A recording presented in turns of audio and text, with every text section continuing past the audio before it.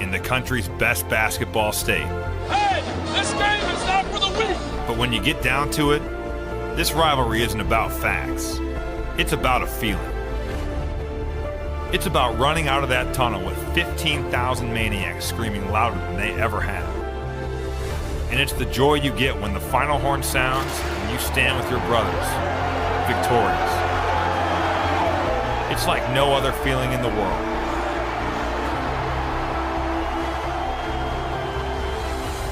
It's Purdue in Indiana.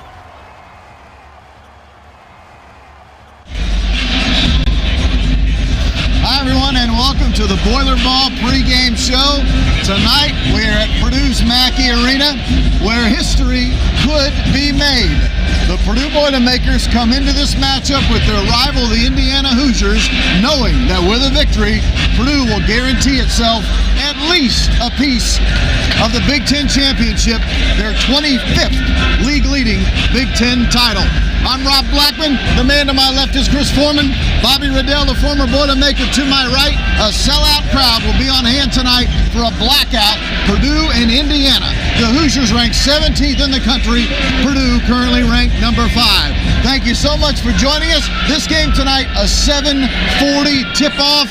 Chris Forman, thanks to an Illinois win Thursday night over Northwestern, Purdue with a win tonight, Big Ten champions. Yeah, I watched that game the other night, and I was like, man, at halftime, we're going to have to delay this at least one day. And Illinois made a great comeback to allow us the opportunity tonight to clinch a share. And what better way to do it at home, Mackey Arena against your rivals who beat you down in Bloomington earlier this month. So the atmosphere tonight is going to be maybe unlike anything we've seen in a long time. So really excited to get this game going. You look at the standings and you can see Purdue with a 2-game lead in the loss column over Northwestern. Look, here are the facts, Bob Riddell. Purdue could lose this game tonight and still be the Big Ten champs.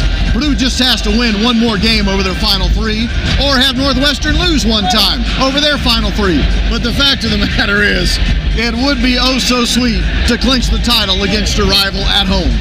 No question about it. I mean, just such a golden opportunity to get a little payback from the loss earlier this year at home in Mackey Arena and then hang another banner by defeating these guys. I was here in 2017 when Purdue was able to beat Indiana to win that coveted Big Ten championship against your arch rival, and that was a special experience. So I would like to have that again, but this time on the call with you, my man. Well, let's not get too far ahead of ourselves because we know this. Indiana's 1-0 against Purdue this year. Chris just talked about it. Indiana beat Purdue 3 weeks ago in Bloomington by the final of 79-74, despite the fact Zach Edey had 33 points and 18 rebounds. Zach was incredible that game, in particular in the second half. Dealt with a little bit of foul trouble in that first half, but in the second half he was unbelievable in that comeback. But that first half was Purdue's undoing. It was pretty much the same exact story as what happened last season down in Bloomington, where we have a really poor first half, turn the ball over left and right, let Indiana get out in transition, build a big lead at the half.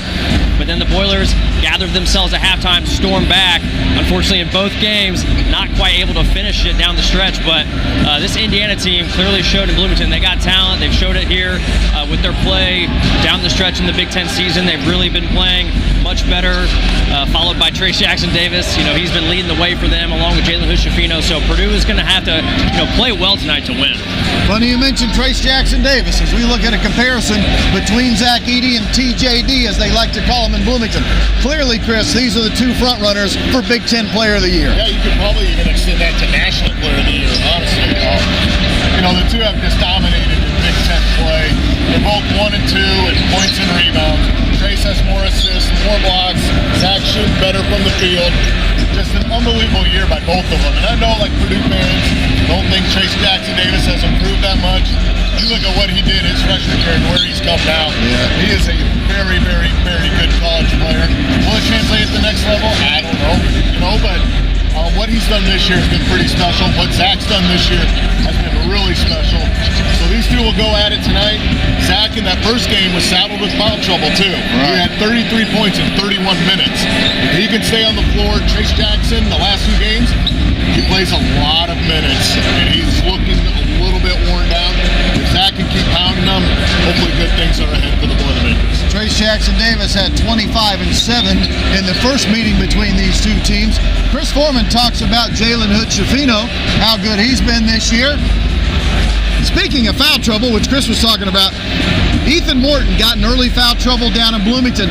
I thought that was a big concern for Purdue early in that game because Ethan is the guy you want guarding one of the best point guards in the Big Ten, if not the country, in Hood-Schifino. I mean, absolutely. When you think about a matchup like this, you want to have Ethan Morton on the floor to guard Jalen Hood-Schifino. You obviously want to have Zach Edey on the floor for every reason out there, but especially when you're going against a guy like Trace Jackson-Davis, and both those guys with 2 fouls in the first half last game, having those guys off the floor, not optimal for Purdue by any means. So it would be great if Ethan Morton could stay out of foul trouble in this game because you'd like to have his presence on Hood-Schifino. There are a lot of interesting numbers with this ball game. Some of them, quite frankly, they boggle the mind, at least my small little mind. The fact that Purdue and Indiana are playing at Mackey Arena with both teams being ranked for the first time since 1994, how can that be? First time since 1999. First time in the top 20 since Big Dog played in 1994, which is absolutely mind-blowing. It seems like with these two teams, whenever one's up, one's down, and vice versa. So obviously this game tonight, both teams are pretty up. So I did some more research. I didn't include this, but the two teams entered tonight with 43 combined wins. It was the most I can find in a meeting between the two teams in series history. So obviously, a lot of great numbers that indicate how good of a game this should be. Well, there are a lot of numbers to talk about. We don't have enough time in this pregame show to talk about all of them, but we know this. Purdue's the best free throw shooting team in the Big Ten. That's all well and good, except for really the one bad free throw shooting game Purdue's had this year was in Bloomington 3 weekends ago. If Purdue makes free throws, they would have won that game. Yeah, that was a killer for sure because Purdue did such a good job on the glass, out-rebounding Indiana by 16, but they lose the turnover margin by 8, which cancels that out to some degree. And then when you don't make free throws, that free throw margin in a game like this, a rivalry game, it's usually going to be close. These teams have played 3 really close games the last 3 times they've played. Got to hit your free throws. You got to steal points from that regard. So Indiana won the free throw battle last time by 5. Guess what the final margin was? 5 points. So Purdue needs to come out, hopefully make their free throws tonight, and that'll go a long way because you hope to maybe get a nice friendly whistle here in Mackey Arena. We hope for that. This is the 18th all-time meeting between these two when both are ranked in the top 25. Indiana 12-5 all-time against Purdue in games where that is the scenario. All right, Purdue and Indiana tonight. Still 2 games left, Chris, on Purdue's schedule. Thursday on the road at Wisconsin, and then Sunday, senior day, here at Mackey Arena against Illinois. Yes, Purdue wants to win desperately against their rival tonight, Indiana, for a number of reasons. The one we haven't talked about just yet, Purdue for the moment looks to be a number 1 seed in the NCAA tournament. Yeah, you want to keep winning and give yourself a chance to possibly be in Louisville in the second weekend. Right. You do that, you're going to have 15,000 Purdue fans down there. Hopefully you can bypass Alabama. Right now I think Alabama's currently number 1, which would get to Louisville and it sent us to New York. So if Alabama can slip up, they've got a couple tougher games. If they can slip up, Purdue keeps winning. Hopefully you can get that number 1 seed back in Louisville, which would be absolutely ginormous. Let's talk about one of the keys for tonight, 3-point shooting for Purdue. The magic number, as I've been told by the guy to my left, is 37%, right? When Purdue shoots 37% or better from 3, win. 14-0, I think, 15-0, something like that. So you make 37% of your shot, 37% of your three-pointers, the Boilermakers typically win. If you're under 37, you rely a little bit more on your defense. You rely on not turning the ball over. There's less margin for error. So Purdue can come out and make some shots, take care of the ball, rebound like they did down in Bloomington, dominated on the glass. You should see a pretty good result. I could not end this Boiler Ball pregame show without getting the thoughts of the former Boilermaker, Bobby Riddell, and what it is like to play in this game against your arch rival in front of a packed house at Mackey Arena. I can only assume there's no feeling quite like it. There is definitely no feeling quite like it. The adrenaline rush is just incredible. It's so fun to be in this environment. The fan bases on both sides, so passionate. And then when you get a chance to play in that black and gold here on Mackey Arena against Indiana, it's something I'll cherish forever. All right, Bob, put you on the spot here. Give me one key for Purdue if they want to win that Big Ten championship here tonight against Indiana.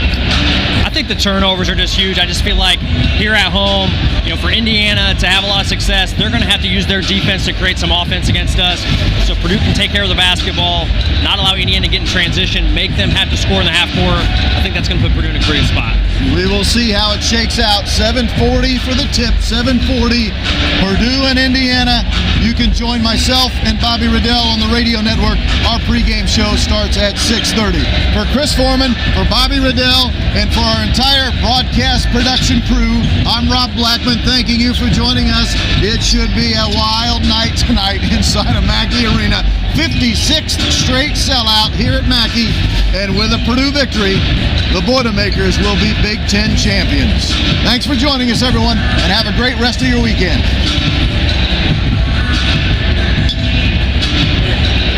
Yeah, Hunter. Big time. More than a game. It's Piggy Lambert and Branch McCracken, Bobby Knight and Gene Cady. It's the battle to be the best basketball team in the country's best basketball state. Hey, this game is not for the weak. But when you get down to it, this rivalry isn't about facts. It's about a feeling.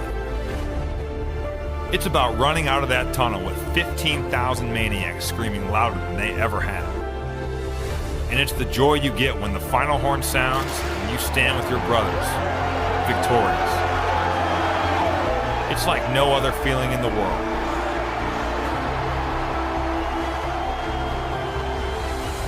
It's Purdue and Indiana.